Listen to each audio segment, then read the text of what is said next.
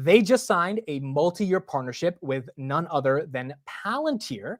And I think this is a really interesting thing because we haven't seen some of the smaller startups of the world sign partnerships with Palantir. And in order for Palantir to become what we all think it can become one day, we're going to need them to scale to a lot of these smaller businesses. So having said that, ladies and gentlemen, introducing Will and Peter, the founders of Boundless Discovery.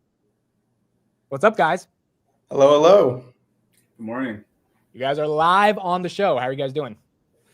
Really good, really good. Excited about the next step of our company and working with Palantir for sure. Yeah. All right. So this is Boundless Discovery. I'll give you guys the floor and then we'll get into the Palantir partnership. What is Boundless Discovery and why did you guys create it? Yeah, so Boundless Discovery, our mission is really quite simple. We want to help people navigate the information landscape. And really, Will and I met over a beer. We used to work together at a different AI startup. And we independently came to the conclusion that we were having trouble navigating the information on the internet, right?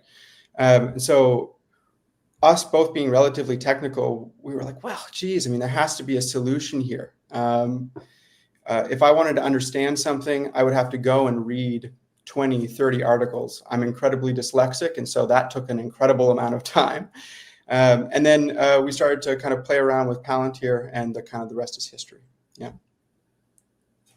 Yeah, I think it's really cool because you guys are basically targeting some of the problems when it comes to news and information. So I guess, how long have you guys been searching for a solution to more unbiased news on the internet? And why did you think Palantir was the thing that would help with that solution? So I've been working on news data kind of on and off as a side project for, I don't know, probably about 8 years now, something like that. And it's this side project that I've kind of picked up, put down throughout my career. And I was always kind of trying to build a differentiated understanding of world events using computational methods, scraping the data, representing it in different ways, trying to see what I can learn by looking at it in this different way. And then, earlier in 2024, I picked up the project again. LLMs are a thing now. So I was like, okay, I'm going to kind of give this another shot. And started coming up with some fun stuff, some interesting stuff, started talking to Peter about it. And then it was an interaction that I had with none other than Chad Walquist on X. Our boy, Chad. Yeah. And that's kind of where I got my introduction to the free tier of Palantir AIP. And once we started using that, it was like, oh, okay, like we can go so much faster with this. Anything that I want to build, we can start really going with it. My background is mostly in machine learning and AI, so I've never done like a lot of front end development and things like that. On Palantir, I was able to start throwing together user interfaces for interacting with all of the data that I was collecting and representing in the Palantir ontology. And it was like, man, it was a game changer. So we started doing that in like September, got my first AIP Palantir instance going. And then 3 weeks later, we launched our newsletter, which is we're publishing these analyses. All these analyses are backed by our Palantir ontology. We have, dozens, if not hundreds of news articles that feed into kind of each one. And, this is just the beginning. As we say, the newsletter itself is actually just a wait list for what's coming next. So is what's coming going to be a media company, like an actual website to get news? In part, yes. We want to make news an interactive exploration where you can kind of ask the analysis questions, right? Where you can go in and kind of navigate through hundreds of different sources, kind of eliminate certain types of bias. I mean, the amount of opinion pollution in a typical article is pretty gross. Right. And so, the ability to not necessarily read top to bottom one journalist's opinion, but instead to be able to go and interact with basically just the events that occurred and who is reported on that. As a media company, and we're going to keep our newsletter going. it's a really interesting use case to go in and break down geopolitical circumstances. But our long-term vision is actually to help out businesses in navigating complex situations themselves. Think about a merger or a partner that you're going to work with. For instance, we're now a partner with Palantir. I would love to do a complete ontology of Palantir, where I can then share that internally so we can learn about our partner and how best to work with them, mitigate risks, things like that.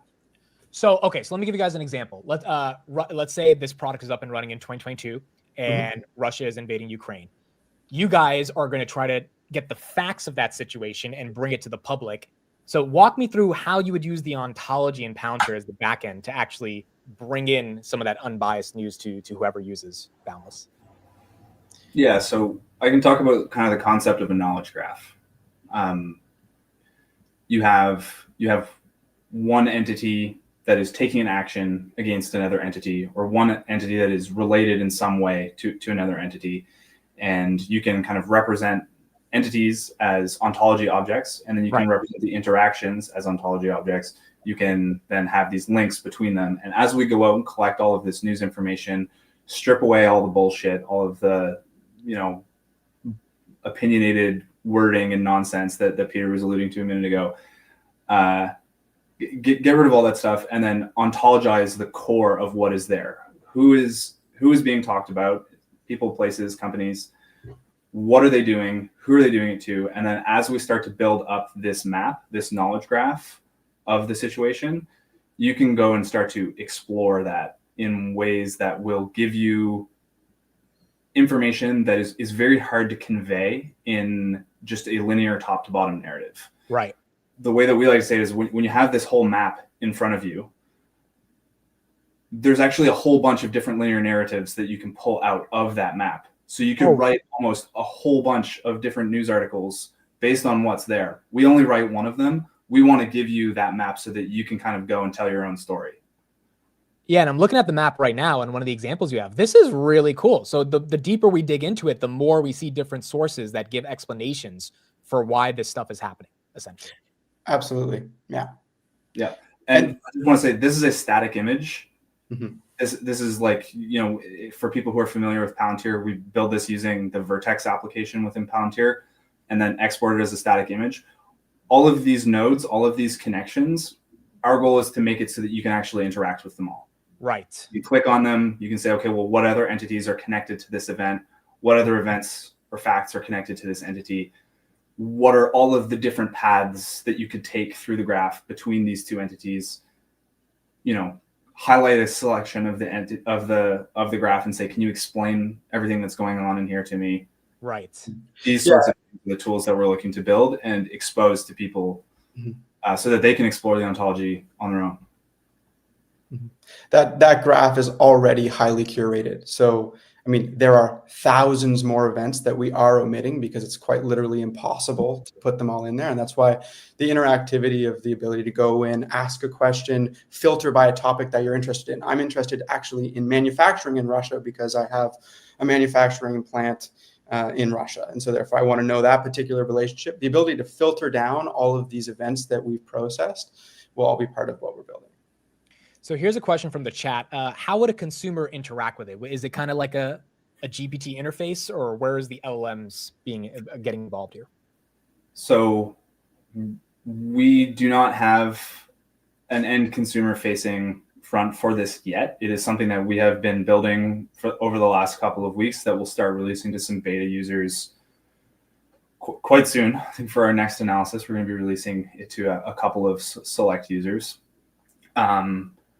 But it's not just a chat interface. In fact, I think the chat interface is quite limited in a lot of ways because you can go into ChatGPT or Perplexity or something and you can ask a question and you can get an answer, but maybe the answer to that question actually gave you 3 more questions. So what are you going to do? You're going to go and open up another tab, start another Perplexity thread, and start going there. Well, what we would kind of like to do is give you both this graphical interface where you can represent nodes, you can add them, you can delete them, you can traverse them, and ask questions about them at the same time. So instead of like a thread, it's more like a workspace. You're getting this whole workspace for research. into this topic. Did you guys explore other like back-end infrastructure applications to build this other than Palantir? And I mean, we didn't start with Palantir, right? Yeah. We had this idea in advance. Chad reached out to us. We played around with it, and it expedited the process so considerably that it really was a no-brainer. I mean, what took us 3 weeks to build like this MVP would have taken us 6 months. Wow. I think, right? Will's our primary technical guy. I know a little something here or there, but let's consider myself a junior. The chance that Will and I would be able to pull this off without Palantir in a non-fund, like we're not funded, Right. would be almost impossible. We would need to hire somebody to get it done. So for that reason, like Palantir was actually like, there weren't other options really. We can build it ourselves, of course, but it's the amount of development and expense would be insane. And like Palantir, we value speed over almost anything else. If we can go fast, if we can get something into the market and we can get feedback on it as fast as possible, we would rather do that than build it properly with hosted on our own thing and all that kind of stuff. Yeah, I mean, look, my audience obviously has been following Palantir for a while. And one of the things that we've been seeing from Palantir is that when they work with a client, even in a boot camp, it's all speed to value, time to value. And if they can get that time to value to be relatively quick in a matter of hours, they can, sign some pretty big contracts and Palantir can grow as a company. One of the things that I think a lot of people have been waiting for is Palantir to be able to give the tools to people like you guys that are not funded, but one day could have $1 billion company and to be able to build on top of them. And so do you kind of think that they are a foundational element of what could create the next generation of builders over the next decade? Yes. Yeah, I definitely think that, they're really early on in this journey of being able to provide their platform to people on the smaller end like we are. Yeah. But the desire for them to do this and to get it right and to really help us out is very evident. And I think that they will figure it out. Yeah. I mean, oftentimes big enterprises neglect startups. Correct. Palantir did not do that at all. They were extremely supportive, very responsive. I mean, DMing back and forth, asking questions here and there. We found a number of kind of bugs here or there that they would address within like less than an hour. Yeah. Right. I mean, it's incredible. Normally you run into an issue, you kind of contact AWS, for instance. I mean, it's in the backlog for weeks. So Chad's doing customer support on Twitter. So 100%. That's, part of what sold us, right? Is like, we really align on a mission, which is like speed to creating value for an end customer. They live it. Yeah. I love it. This is awesome. This is super, super cool stuff. BoundlessDiscovery.com. I'm putting the Twitter in the chat for Boundless Discovery. It'll also be in the description, so you guys can follow them here on Twitter. And I guess this year, people should expect something coming out of you guys for Boundless. 100%. And we'll if you follow our newsletter, we'll shove everything that way. So it's probably the best place for you to keep a tab on us. All right. Yeah, like the newsletter is a wait list. Yes. Last quick question. Do you guys think that one day people will get tired of CNN and Fox and they're going to want things like Boundless? Do you think that maybe it's coming in 5-10 years, but do you think it's coming eventually? That's what made us do it. It's extremely frustrating to read one article in one kind of area, let's say like a left media site, and then one in a right media site. They're kind of talking about the same thing, but they're using different facts, and there's tons of omission.